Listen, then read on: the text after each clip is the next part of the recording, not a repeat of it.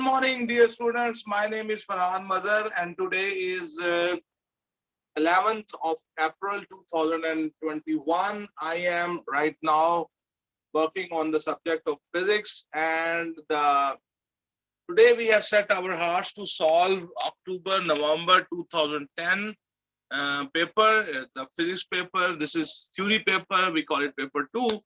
And in this session, the paper we are doing is from the zone 1.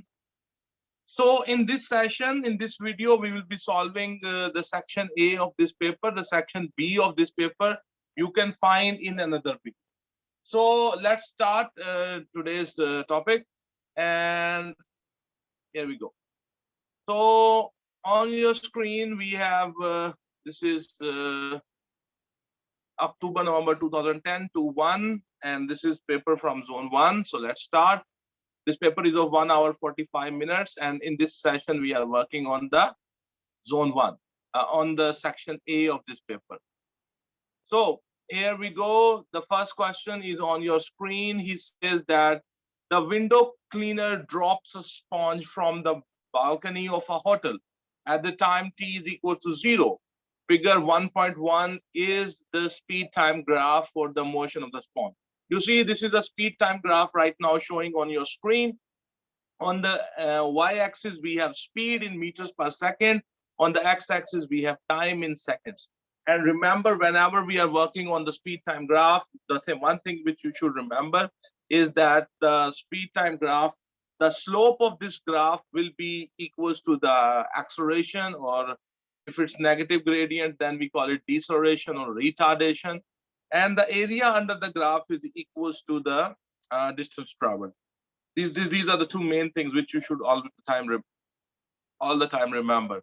So he says state, let me increase the size.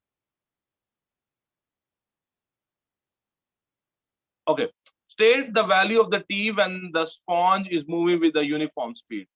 So when the sponge is moving with the uniform speed, the graph will be a flat line. So clearly you can see at the time 2 seconds, the graph is flat. So we will say that 2 seconds at the time t, 2 seconds, the sponge is moving with the uniform speed, and that speed is 12 meters per second. And then the next question is accelerating at non-uniform. We have to tell what is the time when it is accelerating at non-uniform rate. So when it will be accelerating at the non-uniform rate, you know, the graph will be a curve. So non-uniform rate, when the graph is a curve, clearly the graph is curved. Here it is curved, and it's something like 1.25, 1.2. From 1 second to 1.5 seconds, the graph is a curve, which means the graph is accelerating non-uniform.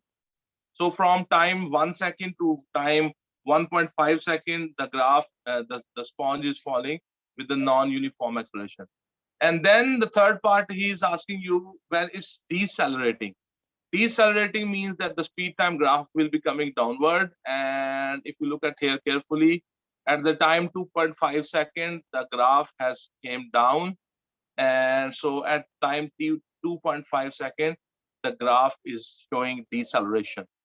So these are 1 mark questions. I have written these answers. Let me show you my answers. So here we go. So the graph is non-uniform. Uniform speed of 12 meters per second is at the t equals to 2 seconds. Second part, non-uniform acceleration is at the t 1 second till 1.5 seconds. And the decelerating, the graph was decelerating at 2.5 seconds. I hope that you have understood this, how this is done. And so let's move to the next part. He says, okay, the next B part is, he said, calculate the distance traveled by the sponge between t equals to 0 and t is equal to 0.75 seconds. So we go back to the graph and let's increase its size a little bit. So 0.7, this is here we have 0.75. Here this is 0.75, this 1, 2, see 1, 2, 3, 4, 5, this. And here You can check what is the speed. The speed is 0.7 something. Sorry, 7 point something is the speed. So from the graph, you will check at 0. After 0.5, 5 small squares to the right. And this is that point. And from here, you go to the graph and check what is the speed here. It is something 7 point something. And this will be a right angle triangle, and just find the area of this right angle triangle, and the area under the graph will be equal to the distance traveled. I've done this on a paper. Let me show you my work, and here we go. I have drawn that. You can see this question number 1B part. I have drawn that graph, and I have shaded that area under the graph also. So you can see that it's like a, it's like a right angle triangle. So 1/2 base into height, that will be the area under the graph. So 1/2, the base is 0.75 and the height is 7.4. We just multiplied, this will be 2.775 meter, and it will be 2.8 meter. So the distance traveled will be 2.8 meter. So I hope you have understood, and let's check the marking scheme. What the marking scheme says. For the question number 1, it says any one time between 1.60 and 2.50, or range of correct values any one time between 0.75 and 1.65, or range of correct values 2.50 seconds. So 2.50 second, and the B part, the 2.8 meter is the right answer. So our question number 1 is done. I hope that you have understood that how this is solved. Okay, so let's move to the next question. The next question will be question number 2, and let's reduce the size a little bit.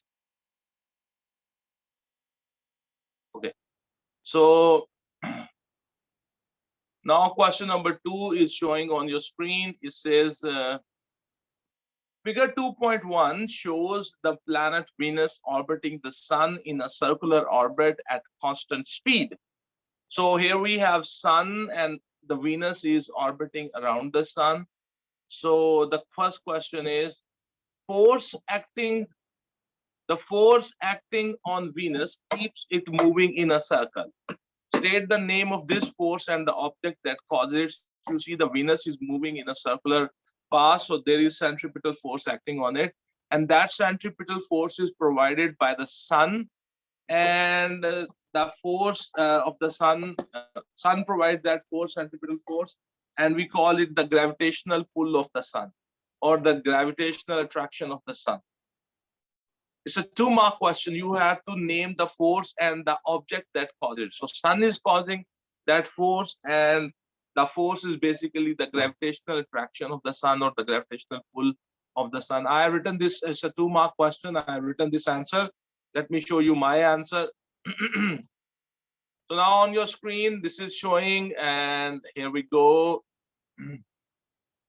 Question number 2, A part. Centripetal force is provided by the sun's gravitational pull acting on Venus. So it's a 2-mark question. I hope that you will be able to write this answer. And let's check the marking scheme. It says the gravitational or centripetal pull attraction of the sun. Of the sun, it will give you 1 mark, and gravitational attraction, that will give you 1 mark. So let's move to the next part. The next part is, on the figure 2.1, draw an arrow through Venus that represents the direction of its acceleration. The resultant force will be towards the center of the circle in which the Venus is orbiting the sun, and the acceleration of the Venus will be also directed towards the center of that circle. So I have drawn that circle. Let me show you. Here we go. And you can see that I have drawn that direction of the acceleration at any moment will be towards the center of the circle, and I have shown it with the red arrow. So this is it. So let's check the marking scheme. What the marking scheme is, arrow touching Venus towards center left must pass through sun if extended. So we have shown it, and I hope that you will get the good marks out of it. So let's move to the next part, and the next part says the size and It says the size of this acceleration is 9.7 expo minus 3 meter per second square, and the mass of the Venus is 4.9 expo 24 kg. Calculate the size of the force acting on the planet. You see, we have here the the acceleration value is given, and the mass of the Venus is also given. We want to find out the force acting on the planet. Use the Newton's second law of motion. Its mathematical form is F is equals to ma. So the F, we want to find out m, the mass of the Venus, that's 4.9 x per 24, and a is the acceleration, that's 9.7 x per minus 3. And just put them in the formula and multiply them, and you will get the answer of the force. So I have done this, and let me show you my work. And here we have, you can see question number 2b, second part, F is equals to ma, 4.9 x per 24 multiply 9.7 x per minus 3. And the final answer will be 4.753 x per 22 Newton. So this will be the force which will be acting on the Venus. So you can see 4.8 x per 22 Newton is the right answer. So move to the next question, C part, question number 2, C part. It says that as the time passes, the planet Venus moves a considerable distance around the circular orbit. State why no work is done by the force acting on the planet as it moves. You see, the force is acting towards the center of the circle, but the Venus itself at any moment is traveling along the tangent at that point. So the Venus is moving along the tangent at that point on the circle, but the direction of the force is towards the center of the circle. So the angle between the motion and the force is 90 degrees. So it means that if the angle between the force and the distance moved is 90 degrees, then the work done due to that force will be zero. If the body is moving perpendicularly to the applied force or the resultant force, the work done by that force will be zero. And let me tell you, I have written this answer. Direction of this force, I have written this answer. Let me make it larger. Direction of this force is towards center of circular orbit. Direction of motion of Venus is along tangent to the circular orbit at any specific moment. So motion is perpendicular to the force. That's why the work done by the force is zero. Because the body is not moving in the direction of the force, but rather body is moving perpendicular to the direction of the force. That's why the work done by that force will be zero. So let's check the marking scheme. What the marking scheme says. The marking scheme says that C part, direction of movement, direction of force. Force, it is perpendicular at right angle to the distance moved or does not move any distance in direction of the force. Okay. So because the body has not moved in the direction of the force, and that's why the work done is zero, and the direction and the angle between the force and the distance moved is 90 degrees. That's why the work done is zero. So that was the question number 2. I hope you have understood. Let's move to the next question. Then we have question number 3 on your screen. And question number 3 says, state the principle of conservation of energy. That's question number 3A part. The principle of conservation of energy is very simple. You know that in an isolated system, the total energy of the system remains constant. The energy can neither be created nor be destroyed, but the energy will be changing from one form of energy into another form of energy. I have written this answer. Let me show you my answer. And let's go. This is question number 3, A part. And you see, here we go. In an isolated system, energy can neither be created nor can be destroyed. Energy can only be changed from one form into other forms. Total energy of the isolated system always remains constant. That is the law of conservation of energy. Let's check from the marking scheme what the marking scheme says about this. Question number 3A part, energy cannot be created, destroyed. 1 mark for telling this. Energy cannot be destroyed or created or merely transferred, or total energy in an isolated system is constant. So if you will write this definition, which I have wrote in, so you will get full 2 marks. So let's go to the next part, and the next part is the B part. He says, okay, so here he says that the figure 3.1 shows a miner using a head torch powered by a battery pack. The battery pack contains the cells that power the filament lamp in the head torch. Okay, so state the main energy change that takes place in the cell. So the main energy change that will be taking place in the cell, that will be the cell has the chemical potential energy, and that chemical potential energy is converted into electric energy. And if the cell has some internal resistance, some chemical potential energy will be also converted into heat energy. So basically, the chemical potential energy in the cell is converted into electric energy. But if the cell will have some internal resistance, some heat will also be produced. I have written this answer. Let me show you my answer. It says that the chemical potential energy converts into electric energy. With it, you can also write that the cell will have the internal resistance, then some heat will also be produced.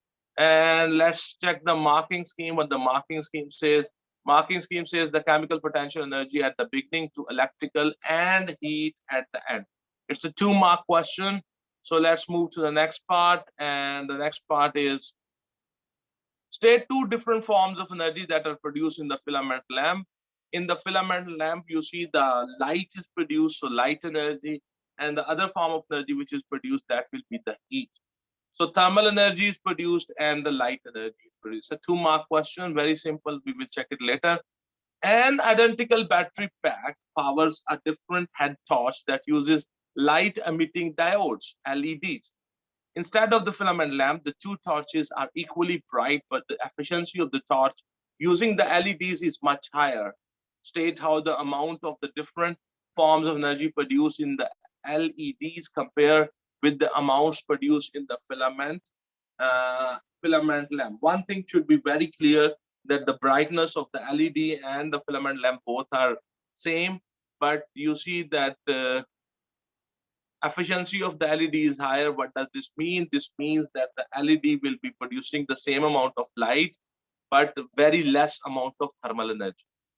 So very less amount of energy is wasted. LED is producing very small amount of heat, whereas the filament produce a substantial amount of heat. So LED is more efficient because it's producing less amount of heat and giving out the same light.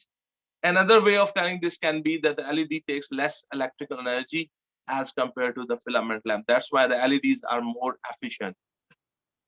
I've written this answer. Let me check my answer. And here on your screen, you can see the question number 3B, first part. Second part is light energy and the thermal energy. Question number 3C part. LED takes less electric energy, produces same light energy, but produces less thermal energy as compared to the filament lamp. So it was a little tricky answer to write because you have to compare that why the LED is more efficient in terms of energy. You have to tell this, the energies which are produced. Okay, so let's check the marking scheme. What the marking scheme says, question number 3, he says less heat, same light. If you say less heat and same light, or you say less chemical or electric energy, less heat, or less chemical, electric, and same light. So you can use any sentence. I have also used a good sentence. You can write that one, or you can write your own ones. The marking scheme is in front of you. I hope you have understood. Okay, so we are moving to the question number 4. The question number 4 is a large number of television sets in a shop are tuned to the same station. The signal travels to some of the sets via a satellite in the orbit above the Earth. Explain why. It's a 1-mark question. Explain why only electromagnetic waves are used to transmit the television signal. You see the satellite is in the space and the television is on the Earth, and the signal has to travel from the satellite to the Earth, and there is space, there is vacuum between them. So electromagnetic waves are those waves which can travel through the space. So that's why we are using the electromagnetic waves, because they can travel through the vacuum. They can travel through the space. I've written this answer, and let me show you question number 4, first part. And here we go. There is vacuum between the satellite and the Earth. Electromagnetic waves can travel through vacuum, so they are used to send television signals. So I hope you have understood this answer. Let's check the marking scheme as well. The marking scheme, question number 4, one part A, first part, EMF waves can travel in a vacuum or in a space. So A, second part is state the region of the electromagnetic spectrum used to transmit the television signal. For this, from the satellites, the television signals are sent by the microwaves. It's a fact, so remember this. The television signals from the satellite are sent by using the microwaves. The third part is suggest why satellites are sometimes used to transmit television signal. You see, when you use satellite, the area in which the transmission can be sent, the coverage area on the Earth will be very large. And the second thing is that when you use satellites, you do not need booster towers on the ground.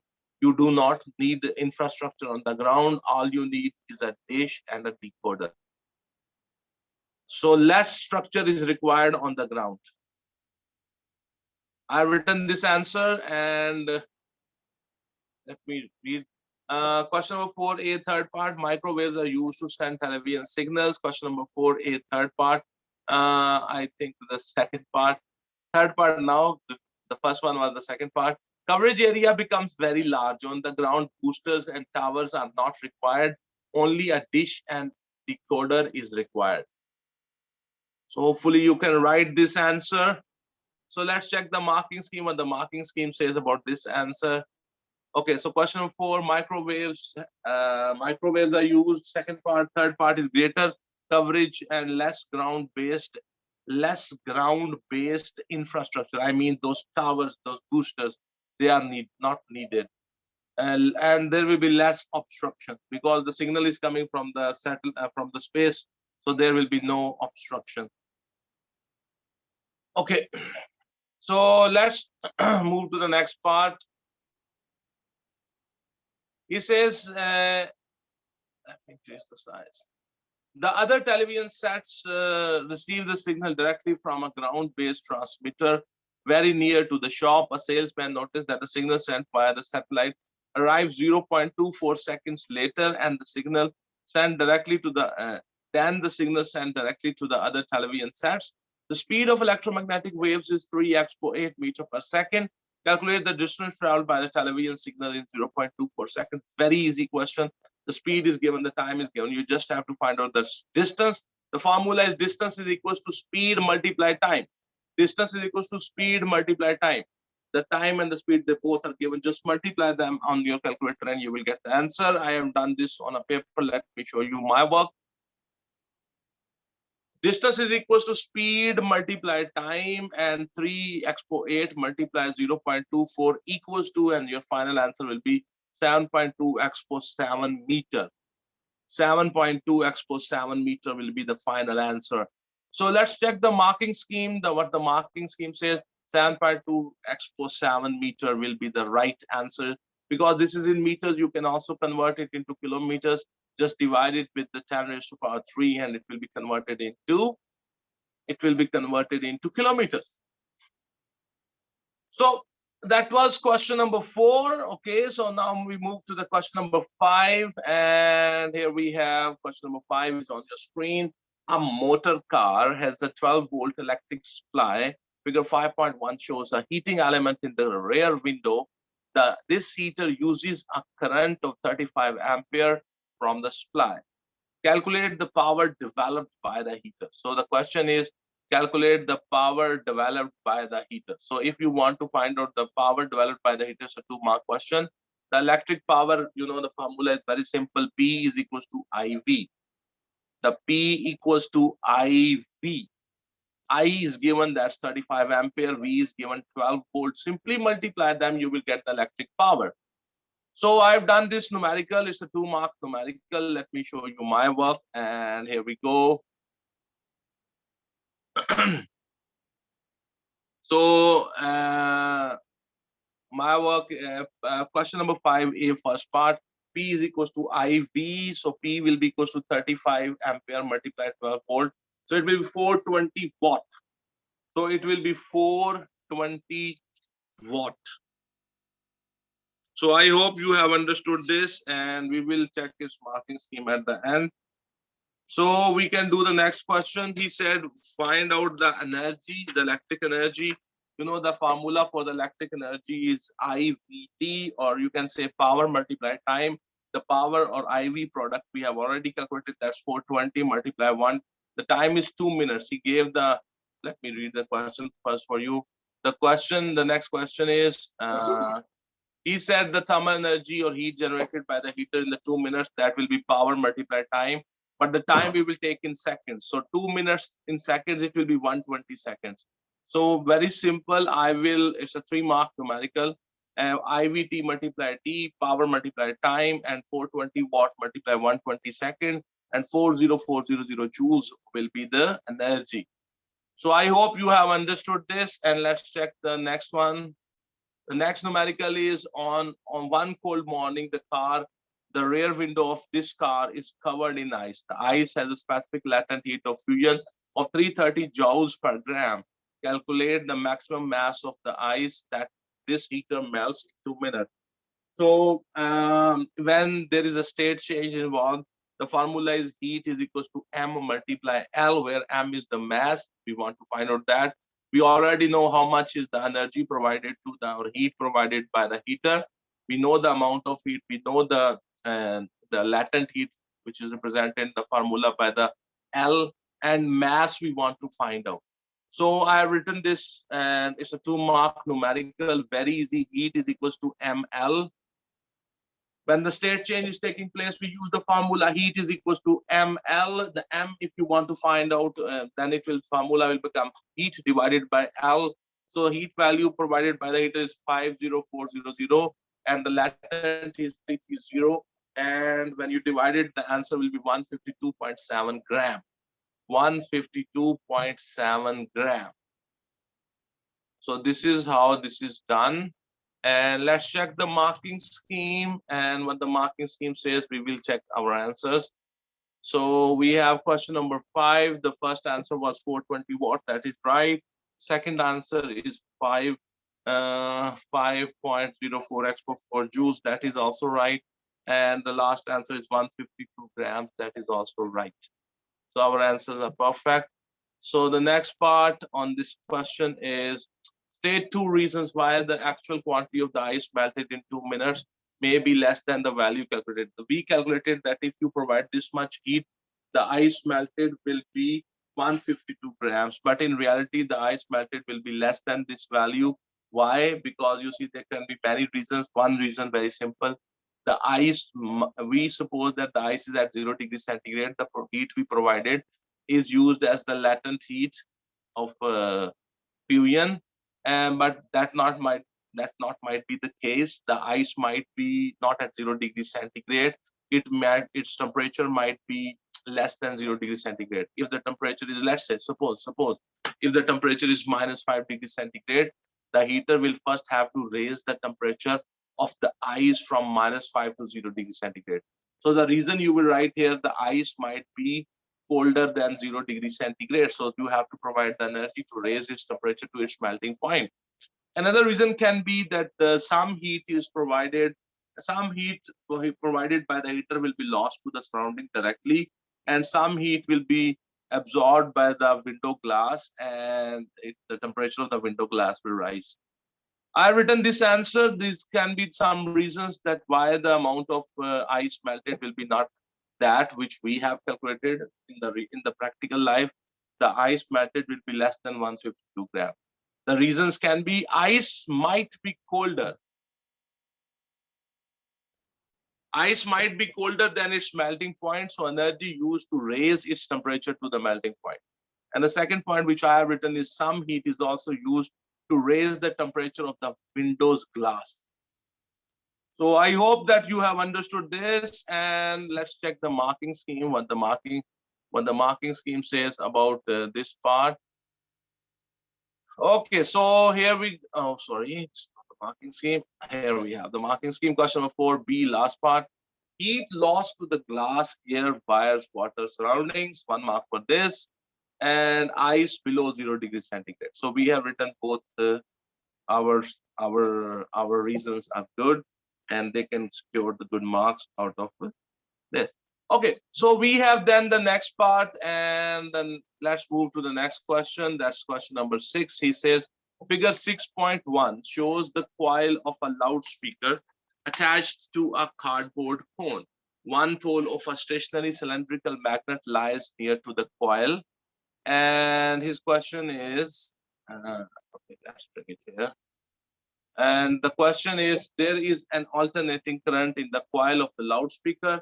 A student hears the note produced. Explain why the cone of the loudspeaker vibrates. It's a 3-mark question. Explain why the cone of the loudspeaker vibrates. So try to understand my explanation. So first of all, I will try to explain from this diagram. You see here we have a cylindrical magnet, which is a permanent magnet. This coil here, which is attached with this paper cone, this coil, the current flowing through it is alternating current. So direction of this current is changing. So this is a permanent magnet. Here we have a coil, and in this coil we have introduced alternating current. The direction of the alternating current is continuously changing.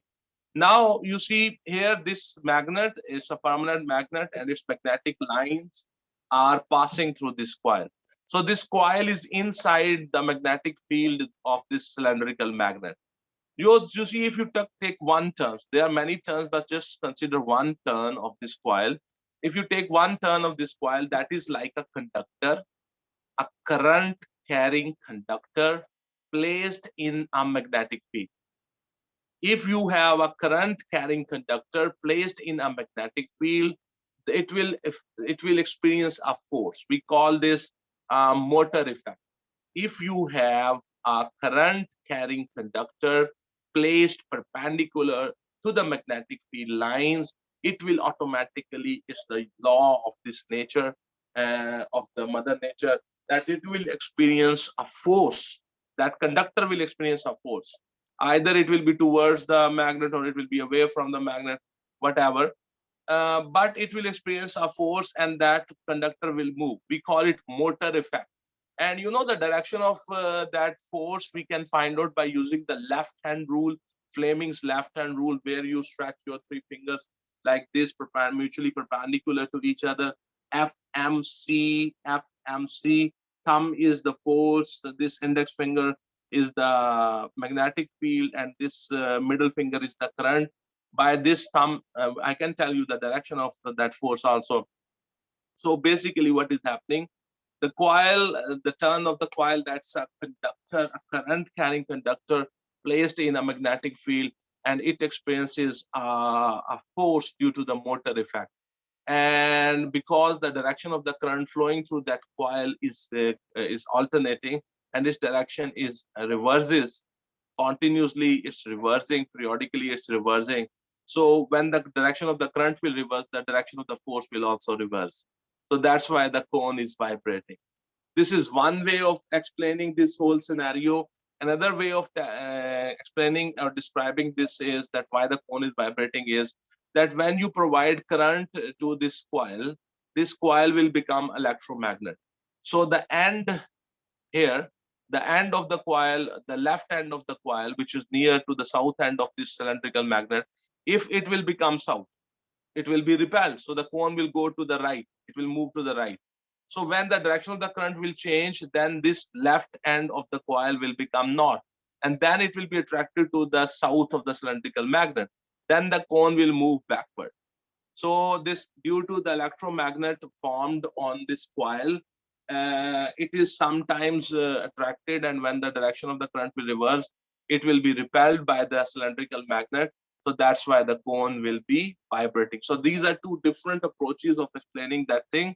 You have to use one of them. I have used the first one to explain here. So let me show you my answer, and that is question number 6. And let me raise the size. Okay. So it's a 3-mark question, that why the cone is vibrating. Coil is a current carrying conductor placed in the magnetic field of cylindrical magnet. Due to motor effect, coil will experience force. Direction of this force will reverse when direction of the current in the coil will reverse. You provided alternating current to the coil, so the direction of the current will also reverse.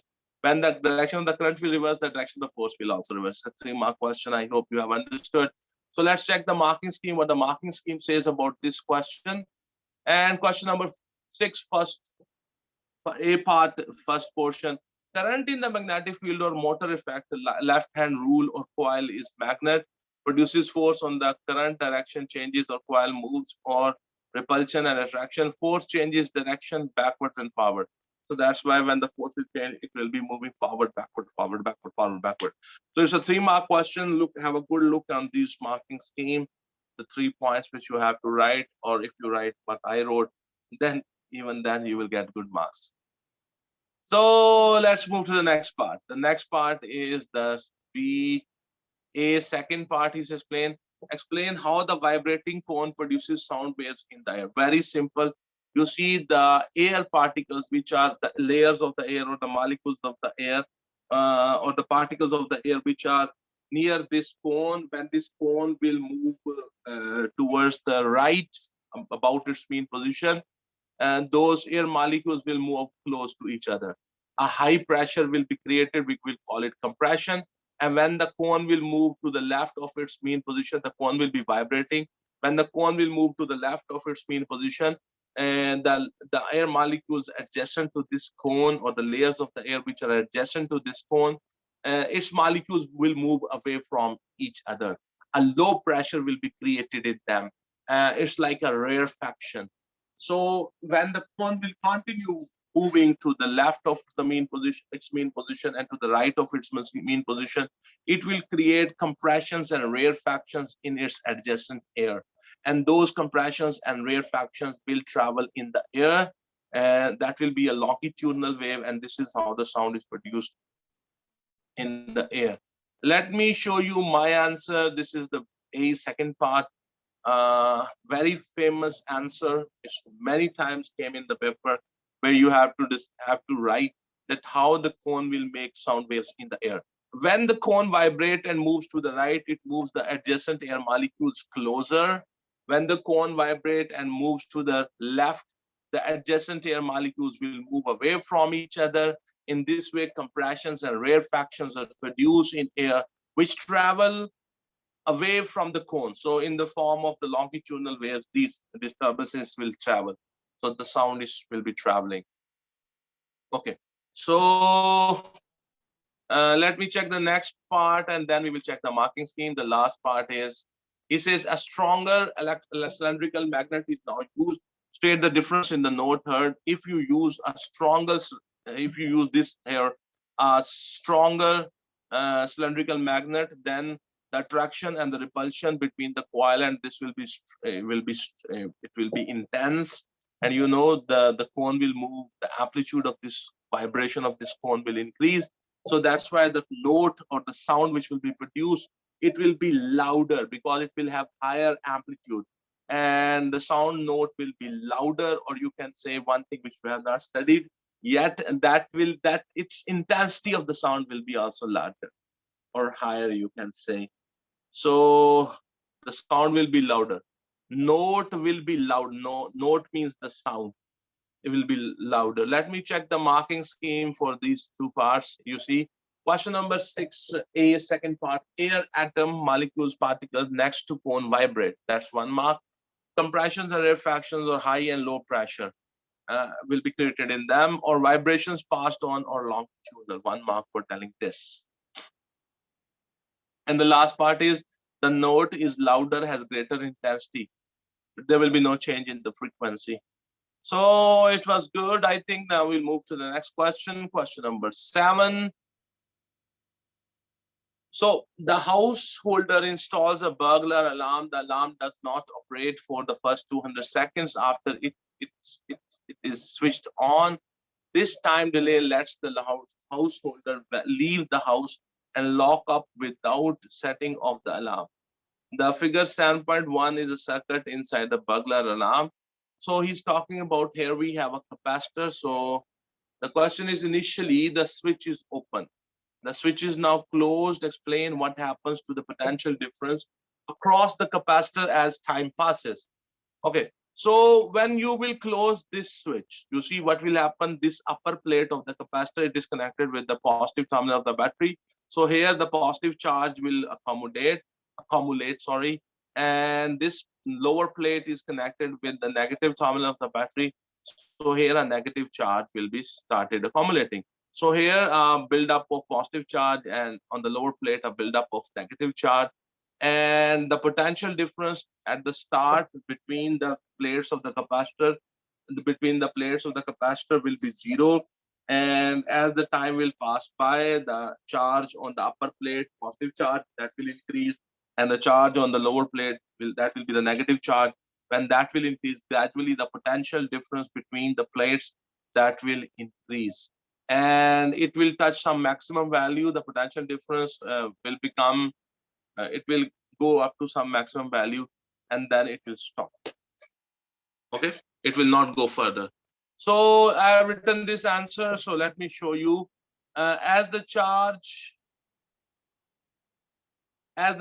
is being stored on plates of the capacitor, the potential difference between the plates of capacitor will gradually rise to a maximum value. So this is how we write. And okay, so that was question number 7, A part. It was a 2-mark question. And the next question is, suggest how this circuit may be used for the time delay of the burglar alarm. So let me check the. Okay. So suggest how this circuit may be used for the time delay of the burglar alarm. Okay, so this is the question, and let me go to the. You see, if somebody so that's how the circuit may be used for the time delays of the burglar alarm. You see, when you close it, the alarm here, we will connect the alarm here. The current cannot flow through the alarm. First of all, this capacitor will charge. Once it's charged, and then the voltage can go to the alarm. So until the capacitor is being charged, and it says that it will take 200 seconds to charge. So for 200 seconds, you will have time for the alarm will not go on, and that is the time delay. The capacitor will take 200 seconds to charge. So that is the time, that time which it takes to charge, that is the delay time. So let me show you my answer. It takes 200 seconds to reach the maximum potential difference across the plates of the capacitor. After potential difference is maximum, then the alarm is activated. So hopefully, just kind of because we don't have studied, I think in O levels we don't study that deeply the capacitors. So that's why it might be a little, you know, little, what you can say, a new thing for you, maybe, because you might have studied the capacitor, you might not have studied the capacitors, because in O levels we don't study capacitors that deeply. In matric class or in A levels, or I think in other syllabus, we study capacitor quite deeply. Okay. It takes a certain time, 200 seconds, to reach the certain charge or potential difference, or certain charge potential difference, and then the alarm can be activated. Okay, so let's move to the next part. It says the last. Okay, the capacitor in the circuit is uncharged when the burglar alarm is first switched on. A current then starts to charge the capacitor, and after 2 seconds, the charge stored is 5.4 expo minus 7 coulomb. Calculate the average value of the current during this time. You see, I know the time, 200 seconds, and I know the amount of charge, that is 5.4 expo minus 7 coulomb. And I want to find out how much current is flowing. The formula is very simple. I is equals to Q by T. I is equals to Q by T. So just put that formula in and do the calculation. So on your screen, you can see I is equals to Q by T, 5.4 expo minus 7 divided by 200, and the final answer will be 2.7 expo minus 9 ampere. I hope that you have understood this numerical, very simple and a very famous equation, which is frequently tested in the Cambridge exam. I is equals to Q by T, 5. And the final answer will be 2.7 expo minus 9 ampere. Our answer is perfectly fine. So let's check what's the next question. And okay, so we are done with the section A. So my dear students, today we have done October, November 2010 and 2-1 paper. It's a theory paper, and we have done its section A in this video. The section B of this paper I have done in another session, in another video, and that video is present in my YouTube channel. If you will go to the playlist of my YouTube channel, there you will find a playlist by the name Paper 2 Zone 1 Section B. In there you will find the section B of this paper uploaded. It's uploaded there, so you can find it there. So October, November 2010 to 1 section A we have done today. I hope that this video is useful to you. My advice to you is that kindly write these answers in the hard copy of this paper. And if, my dear students, if this video is helping you, if this video is helpful to you and you are able to do your paper practice without hiring a teacher, and then kindly don't forget to subscribe to my YouTube channel, and also press the thumbs up button, and also recommend your friends, those friends who don't have a tutor with them. Those people, you see, the face-to-face tutor is a remarkable thing. The online can never be an alternate to that thing. But if you don't have that, recommend these videos to your friends, and they will be able to do paper practice. Even you do not write, if you do not even write the on the hard copy, even just looking at this video, your concepts will improve. So I hope that these things are helpful to you. So let's finish this video, and thank you very much everybody who are watching me. So lots of blessings, and may God bless you all. Thank you very much, and have a good night.